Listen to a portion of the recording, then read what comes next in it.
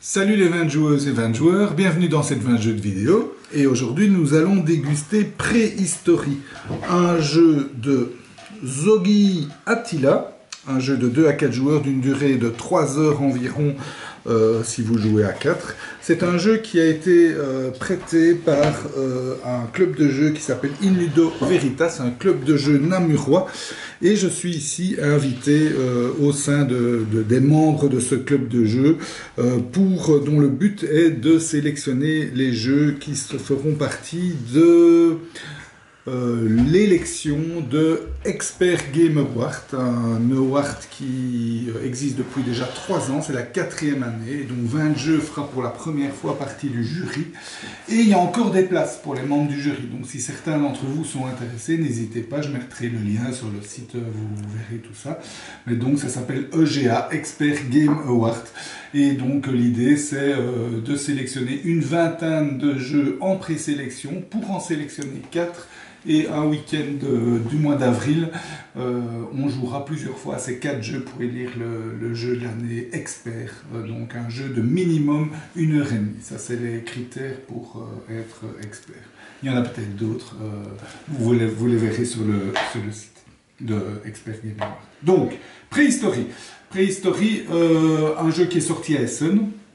Un jeu, je ne vais même pas dire de placement d'ouvriers, un jeu de choix d'action. Comment se joue le jeu? Le jeu se joue en 5 années, une série de tours, c'est déterminé par ces petits jetons-là. Et à chaque tour, on va changer le jeton du centre et mettre un nouveau. Donc ça représente une année, et on va mettre un nouveau jeton comme ça. Voilà. Et ici, vous avez chaque fois des couleurs différentes et donc ça va indiquer les actions possibles parce qu'à chaque couleur correspond une action. Et au début, tous les joueurs ont un plateau personnel et au début de votre tour, vous tournez ce petit truc d'un cran et vous recevez les ressources qui sont en face. Donc ici, 3 bleus, 1 rouge, 1 brun et 2 jaunes. Et vous mettez ces différentes ressources ici. Et ces ressources vont vous servir à réaliser les différentes actions. Comment? Vous allez placer une de vos ressources de n'importe quelle couleur, par exemple si vous voulez faire l'action brune, ici. Donc il n'y a que 2 joueurs, ou 2 fois, ça peut être 2 fois le même joueur, mais on pourra sélectionner chaque action que 2 fois, c'est sur un des piliers des dolmens. On met son petit cube et puis on paye le coût de l'action en fonction. Donc en face de chaque couleur d'action correspond une action et donc on paye à ce moment-là le coût d'action. Alors quelles sont les actions disponibles? La première, c'est peindre. En dépensant les ressources qui sont dessus, on peut avoir ces symboles-là, on peut peindre ces symboles-là et on les peint sur son petit plateau personnel. Alors, il y a donc quand on arrive à rejoindre les tuiles ensemble, on va gagner les bonus et des bonus, ce seront des cubes qu'on va mettre ici. Donc il y a 2 endroits où on met les cubes, c'est là et là. Les 2 reviennent plus ou moins au même, c'est un petit peu différent, mais en gros ça sert à réaliser des actions. Donc voilà, donc on va avoir des bonus. Même chose pour la deuxième action qui est de prendre des denrées, des sortes de ressources, on les place sur son plateau personnel et là aussi si on arrive à faire des lignes, on reçoit des cubes supplémentaires pour faire des actions par après. La troisième action ici, c'est de pouvoir acheter une carte bonus. Ces cartes vont donner des points selon certains critères à la fin du jeu. Quatrième action qu'on peut faire, c'est pêcher des poissons. Donc si contre des ressources, on pêche des poissons, on avance son marqueur sur la piste des poissons et ça va vous donner un revenu à chaque tour. Donc les pièces jaunes, là, ce sont des points de victoire à chaque tour. Donc c'est un revenu régulier. Également des dents ou des cornes qu'on avance ici et qui donnent certains avantages que j'expliquerai par après. Avant-dernière action qu'on peut faire, c'est chasser. On prend une carte, on paye son coût qui est marqué ici en fonction des ressources. Et ça fait des points de victoire à la fin du jeu aussi.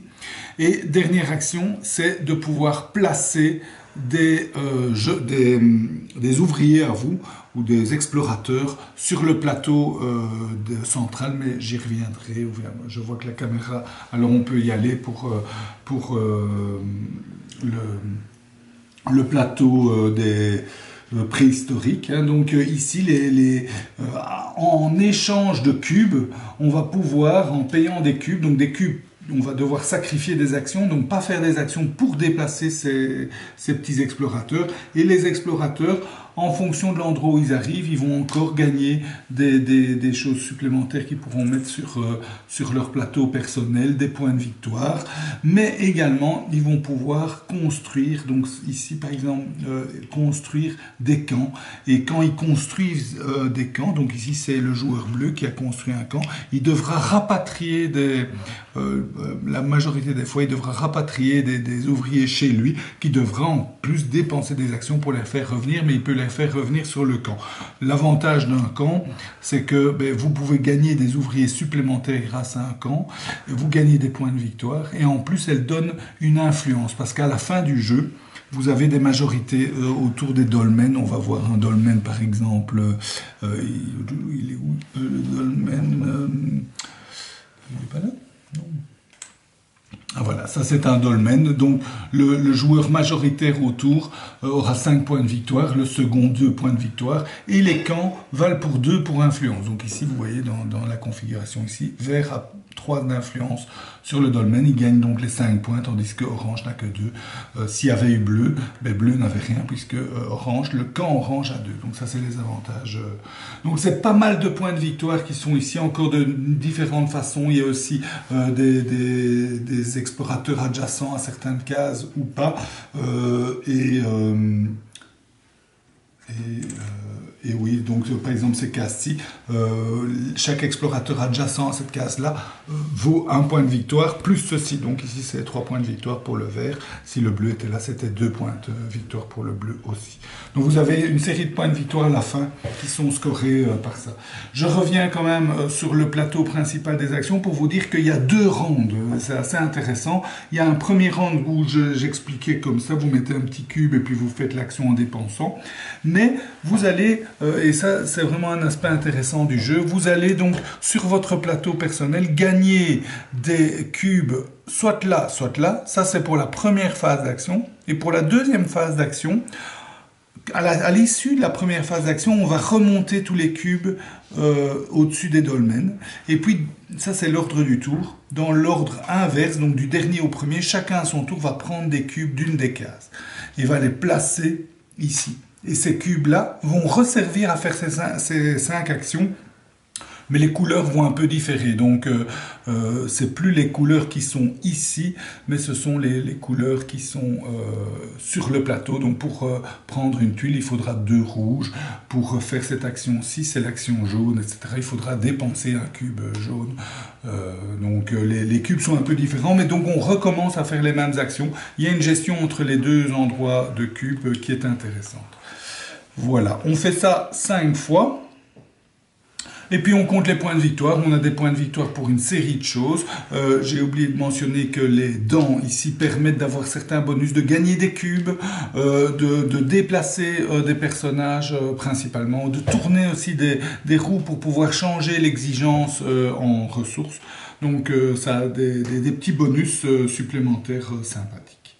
Voilà, à la fin, on va compter ces points de victoire avec les cartes qu'on a acquises des 2 côtés en chasse, avec, oui, ça c'est le revenu à chaque tour, je l'ai dit, et avec le plateau central. Voilà, au final, un jeu assez casse-tête, intéressant, beaucoup de choix, des sacrifices à faire. Des petits défauts aussi, il n'y a pas de crescendo, l'ordre du jeu est très important, celui qui se retrouve derrière a plus difficile, et en plus peut se voir bloquer la première place. Donc les joueurs qui jouent avant pourraient choisir l'action permettant d'être premier et donc d'empêcher les derniers de remonter dans l'ordre du jeu. Et alors une gestion quand même de tous ces petits cubes qui est bien faite, mais un peu chaotique. À un moment donné, on ne sait plus quelle couleur est quoi, et donc c'est pas toujours facile de s'y retrouver, en tout cas de planifier. On est plutôt dans du tactique, où à son tour, on se dit, tiens, j'ai quel cube de disponible, ah ben je vais pouvoir faire ceci ou cela. Mais sinon, un jeu vraiment, c'est un peu long aussi, hein, 3 heures à 4, c'est pas mal. Mais voilà. C'était la dégustation de Préhistorie, j'espère, dans l'antre de experts, enfin de chez les membres de Expert Game Award. J'espère qu'elle vous a goûté. Je vous souhaite de bien vous amuser. Santé. Ici, on ne boit pas de vin, donc on est obligé de boire la limonade. Santé et à bientôt.